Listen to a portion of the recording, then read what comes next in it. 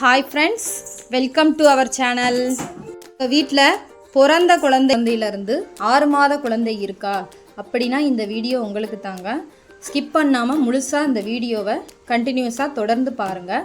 ஒரு சின்ன தவறும் குழந்தையோட ஆரோக்கியத்தை பாதிக்கலாம். அதனால தான் மருத்துவர் பரிந்துரைக்கிற சரியான தகவல்களை மட்டும் எளிமையான முறையில் இந்த சீரீஸில் பகிர போகிறோம். இது எபிசோட் 1. பிறந்து 6 மாதம் வரைக்கும் தாய்ப்பால் மட்டும்தான் கொடுக்கணும். நம்ம வீட்டில் உள்ள பெரியவங்க கொஞ்சம் தண்ணி கொடுங்க, குழந்தைக்கு தேன் கொடுமா, ரொம்ப பட்னியாக கிடக்கு, பால் பத்தாதுமா அப்படிலாம் சொன்னால் கண்டிப்பாக கேட்டுறாதீங்க. 6 மாதம் வரைக்கும் தாய்ப்பால் மட்டும்தான் கொடுக்கணும். இப்போதைய குழந்தை மருத்துவர்கள் என்ன சொல்கிறாங்கன்னா 6 மாதம் வரைக்கும் தாய்ப்பால் மட்டும்தான் கொடுக்கணும், தண்ணிலாம் கொடுக்கக்கூடாது. ஏன்னா தாய்ப்பாலில் எல்லா நியூட்ரிஷன்ஸ் எல்லாமே இருக்குது. காம்ப்ளிமெண்ட்ரி ஃபீடிங் 6 மந்த் கழித்து தான் ஸ்டார்ட் பண்ணணும்னு சொல்கிறாங்க. அதனால் நீங்கள் யார் சொல்கிறாங்கன்னு நீங்கள் டிப்ரெஷன் ஆகி யாருக்கும் குழந்தைக்கு எதுவுமே கொடுக்க வேண்டாம். தாய்ப்பால் மட்டுமே கொடுங்க, அதுவே அதுக்கு போதுமானது.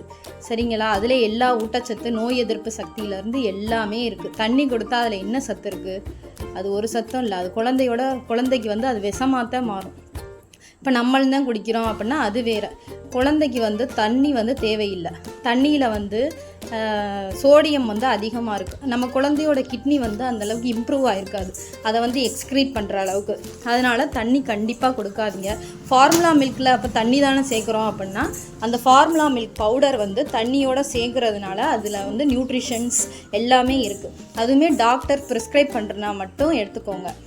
ஹனி கொடுக்காதீங்க. ஹோம்மேட் இந்த கஷாயம் வச்சு கொடுக்குறேன் அப்படின்னு சொல்லி கொடுப்பாங்க. அப்புறம் மோதிரத்தில் வச்சு, இந்த பாயிண்ட்டை மறந்துட்டேனே, மோதிரத்தில் வச்சு தேன் கொடுப்பாங்க பேர் வைக்கிற ஃபங்க்ஷனில், அதுவும் கொடுத்துறாதீங்க. விட்டமின் D3 ட்ராப்ஸ் கண்டிப்பாக கொடுங்க 1 இயர் வரைக்கும்.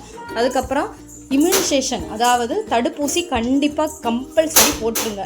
சரிங்களா? அதை மட்டும் மறந்துடாதீங்க. அப்புறம் குளிக்க வைப்பாங்க. 16 நாள் குளிக்க வைக்கிறது, 11ஆவது நாள் குளிக்க வச்சுட்டு சளி பிடிச்சிக்கிறோம், குளிக்க வச்சுட்டு சாம்பிராணி போடணும்னா கண்டிப்பாக அதை பண்ணிடாதீங்க.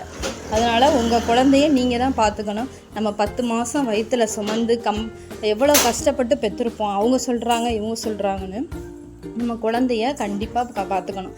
உங்களையும் கொஞ்சம் பார்த்துக்கோங்க தாய்மார்களே. தாய்மார்களுக்குள்ள டிப்ஸ் அடுத்த வீடியோவில் பார்ப்போம். மறக்காமல் சேனலை சப்ஸ்கிரைப் பண்ணிக்கோங்க. நன்றி.